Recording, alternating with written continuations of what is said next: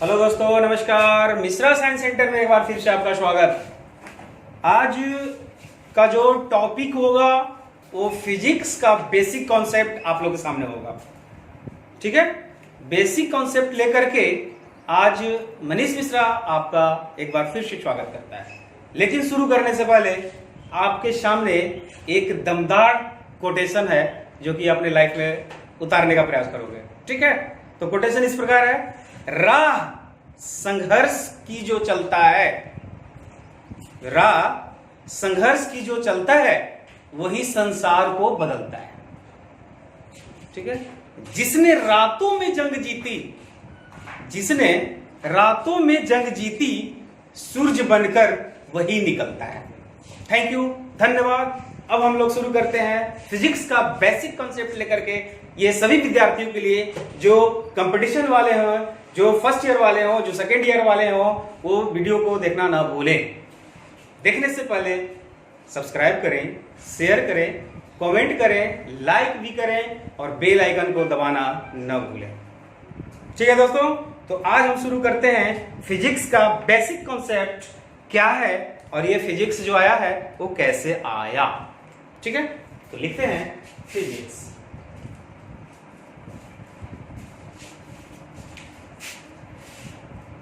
ठीक है, तो फिजिक्स जो है एक ग्रीक शब्द से बना है। वो ग्रीक शब्द जो है वो फ्यूसिस है। क्या है? फ्यूसिस। साथ ही साथ फ्यूसिस को फ्यूसिस भी बोलते हैं लोग। और ये फ्यूसिस का मतलब ही होता है नेचर। क्या होता है? ये ग्रीक शब्द है भाई, ये ग्रीक शब्द है और ग्रीक शब्द जो है फ्यूसिस से बना है फिजिक्स। और ये फ्यूसिस का मतलब ही होता है नेचर। नेचर, नेचर का मतलब क्या हो गया? प्राकृतिक। ठीक है, तो नेचर क्या हो सकता है? सवाल उठता है कि नेचर क्या है। तो नेचर हम लोग किसको कहेंगे? तो नेचर को दो भाग में बांटा गया है। नेचर को कितने भाग बांटा गया? दो भाग में। एक बांटा गया है, यहां अगर नेचर की बात बोले तो नेचर को दो भाग में बांटा गया है। एक है आपका द्रव्य रूप में, जिसको मैटर बोलेंगे। नेचर को कितने भाग बांटा गया है? दो भाग में, इसको द्रव्य बोलेंगे। अगला जो भाग है आपका ऊर्जा है, जिसको हम लोग एनर्जी बोलेंगे। अगर कोई पूछता है कि नेचर क्या है, तो नेचर को आप बता सकते हैं जस्ट लाइक एक मैटर, जस्ट लाइक एक एनर्जी। ये दोनों जब मिलता है तो नेचर का निर्माण होता है, प्राकृतिक का निर्माण होता है। ठीक है, ये जो फिजिक्स है, ये फिजिक्स जो था इसको दो तरह से बांटा गया है। फिजिक्स को कितने तरह से बांटा गया? दो तरह से बांटा गया है। बहुत सारे वैज्ञानिक इसके लिए बैठे थे, बहुत सारे वैज्ञानिकों का स्टेटमेंट कुछ अलग अलग था, इसलिए फिजिक्स को दो पार्ट्स में बांट दिया गया। वो दो पार्ट्स क्या क्या हो सकता है? तो अगला जो फर्स्ट जो होता है वो फिजिक्स का एनिशिएंट पार्ट होगा और एक पार्ट जो होगा मॉडर्न होगा। तो फिजिक्स को हम लोग अगर यहाँ पे देखेंगे तो फिजिक्स का एनिशिएंट होता है एक भाग, एनिशिएंट फिजिक्स जिसको बोलोगे, और एनिशिएंट फिजिक्स जिसको हम लोग प्राचीन आपका भौतिकी बोलेंगे। प्राचीन भौतिकी के साथ साथ या इसको चिर सम्मत भी बोलते हैं। क्या बोलते हैं दोस्त? चिर सम्मत भौतिकी बोलते हैं। चिरे सम्मत भौतिकी ही सिर्फ नहीं बोलते हैं, इसका एक और नाम है परंपरागत। परंपरागत भौतिकी भी बोला जाता है। ये परंपरागत भौतिकी, चिर सम्मत भौतिकी और प्राचीन भौतिकी क्या है? ठीक है, इस समय वैज्ञानिकों का मत था कि जो द्रव्य है और जो ऊर्जा है, चिर सम्मत में परंपरागत भौतिकी में क्या किया गया था कि ये जो द्रव्य है वो द्रव्य ऊर्जा में नहीं बदलता।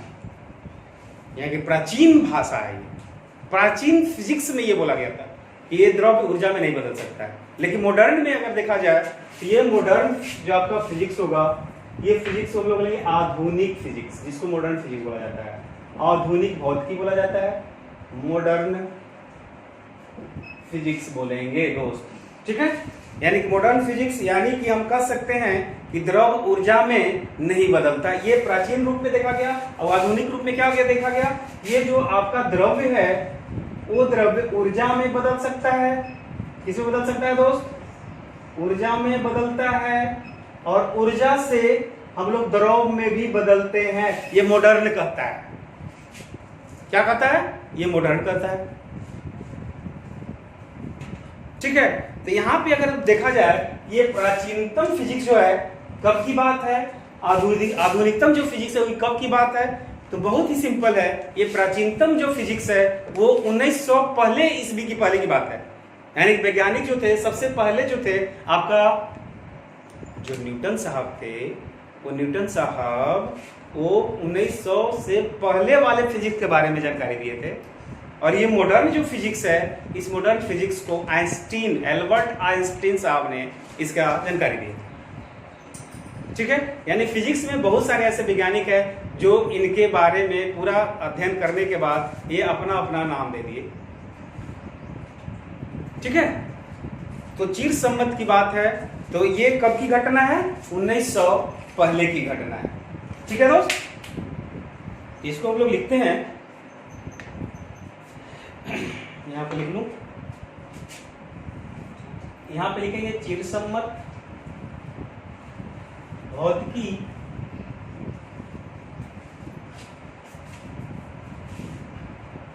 और ये है आधुनिक भौतिकी। ठीक है, चीर सम्मत भौतिकी और आधुनिक भौतिकी। तो चीर सम्मत जो भौतिकी था वो 1900 ईस्वी से पहले की एक घटना है, यानी पहले ये अध्ययन किया गया था। ठीक है, आधुनिक जो फिजिक्स है वो फिजिक्स 1900 के बाद यानी 1905 में एक वैज्ञानिक यानी कि अल्बर्ट आइंस्टीन जो एक नियम दिए थे, इस नियम के कहा जाता है सापेक्षता का सिद्धांत। क्या बोला जाता है? सापेक्षता का सिद्धांत का प्रतिपादन किए थे। ये वैज्ञानिक का क्या नाम था? Sir Albert Einstein. क्या नाम था? आइंस्टीन। इन्होंने एक क्या नियम दिया था? सापेक्षता का सिद्धांत। सापेक्षता का सिद्धांत यही कहता है कि जो द्रव्य है वो द्रव्य ऊर्जा में बदलता है और ये ऊर्जा से द्रव में भी बदल सकता है। ये किसका कहा नाम था? आइंस्टीन का कहा नाम था। ठीक है, एक सवाल और उठता है कि ये जो द्रव्य है और ये जो ऊर्जा है, हम इसको कैसे पहचान पाएंगे? क्या होगा जो ये दोनों नेचर को बताता है? ठीक है, इसका स्क्रीनशॉट करेंगे, इसके बाद आगे बताते इसको।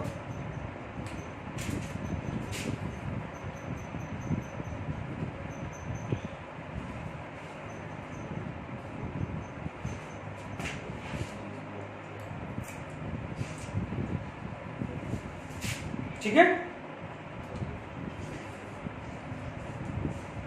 मिटाते हैं। यानी 1900 पहले की घटना है, 1905 में एक सिद्धांत आया था, उस समय की घटना है। दोनों को अलग अलग बांट दिया गया था। अब आगे देखते हैं इसको। हर एक टॉपिक को बारी बारी से समझो, बेसिक कंसेप्ट लो और इस बेसिक कंसेप्ट से ऑब्जेक्टिव ढूंढने का प्रयास करो कंपटीशन वाले स्टूडेंट। साथ ही साथ बेसिक कंसेप्ट जो है फर्स्ट ईयर सेकेंड ईयर वाले स्टूडेंट भी देखा करें, क्योंकि ये बेसिक कंसेप्ट ही जाकर के बहुत ही बड़ा हस्ती बनाएगा आपको। अदरवाइज आपका भूल होगा जो आप बेसिक को नहीं जानते होंगे, पढ़ाई व्यर्थ हो जाएगा।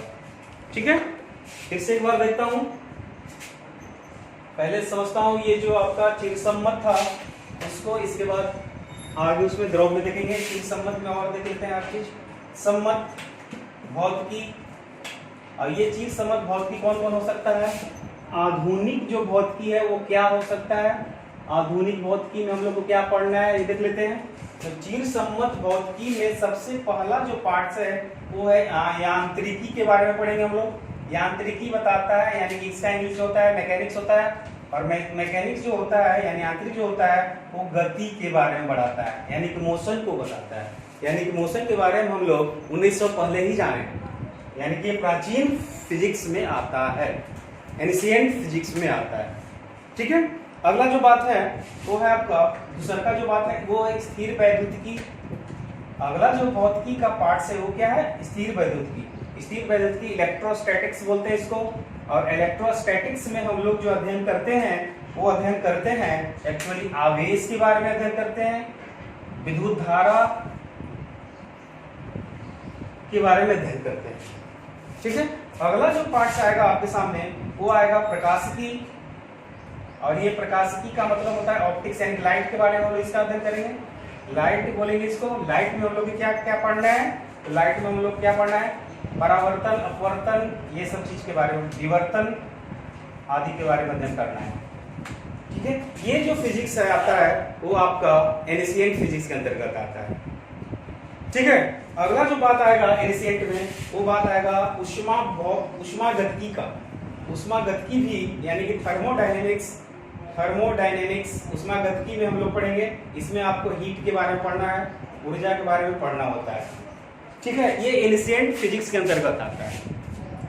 ठीक है। अगला जो मॉडर्न फिजिक्स है, ये मॉडर्न फिजिक्स में हम लोग को देखना रहता है नाभिकीय फिजिक्स या न्यूक्लियर फिजिक्स इसको बोलेंगे। नाभिकीय भौतिकी के बारे में पढ़ना रहता है। नाभिकीय भौतिकी है क्या, तो नाभिकीय भौतिकी को दो भाग में बांटा गया है। नाभिकीय भौतिकी कितने भाग में बांटा गया है, दो भाग में बांटा गया है, एक परमाणु और एक चिकित्सा।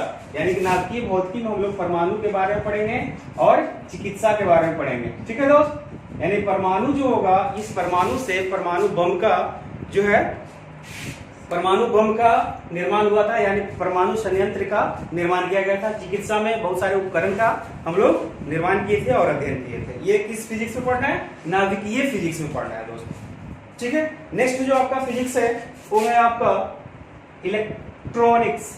ये इलेक्ट्रॉनिक्स का मतलब, या इसका इलेक्ट्रॉनिक्स वर्ड है, यही इलेक्ट्रॉनिक्स ही बोला जाता है। इलेक्ट्रॉनिक्स का मतलब ही होता है, यानी कि इसमें हम लोग को मॉडर्न फिजिक्स के अंतर्गत पढ़ना है। और ये मॉडर्न फिजिक्स जो है आपका, जिसमें इलेक्ट्रॉनिक्स के बारे में है। जब 1900 के पहले की बात है, उस समय मोबाइल कुछ और हुआ करता था। आज के डेट में जो आपका मोबाइल होगा, जिसमें एक से अधिक फंक्शन देखने को मिलता है, एक से एक आपका प्रोग्राम देखने को मिलता है। ये जो है आधुनिक रूप में, यानी जैसे जैसे बढ़ता गया समय, वैसे वैसे डिजिटल इंडिया या डिजिटल ऑल ऑफ देम सब बनते चला गया। यानी कि मॉडर्न जो फिजिक्स है, इसमें हम लोग मोबाइल के बारे में अध्ययन करेंगे, टीवी के बारे में अध्ययन करेंगे जिसमें एलईडी आ गया, ठीक है, सोलर लाइट आ गया। ये सब चीज के बारे में हम लोग इलेक्ट्रॉनिक्स के अंतर्गत पढ़ेंगे। इसमें हम लोग क्या क्या देखेंगे, मोबाइल देखेंगे, एलईडी देखेंगे आदि, ये सब चीज देखेंगे। ठीक है। तो ये आपका फिजिक्स जो था, ये बेसिक कॉन्सेप्ट जो कि फ्यूसिस से लिया गया था। फिजिक्स का मतलब क्या होता है, भौतिकी जो है कहां से लिया गया था, एक बार फिर से देख लो इसको। फ्यूसिस का मतलब क्या होता है, नेचर जो होता है क्या भाग में बांटा गया है, एक है द्रव रूप में और एक है ऊर्जा रूप में। यानी कि द्रव से ऊर्जा में बदलना, किस फिजिक्स में पढ़ना है हम लोग को, आधुनिक फिजिक्स में। द्रव ऊर्जा में नहीं बदलता है, ये किस में नहीं बदलता है, चिर संबंध में नहीं बदलता है। तब इसका पहचान कैसे होगा कि कौन द्रव है कौन ऊर्जा है, कैसे क्या होगा, ये देखेंगे अभी। जस्ट इसका स्क्रीनशॉट करोगे, देखते हैं।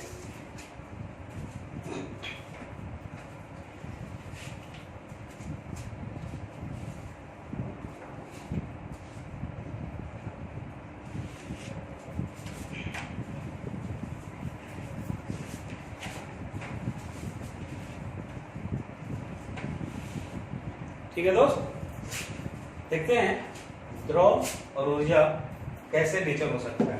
चाहते हैं इसको,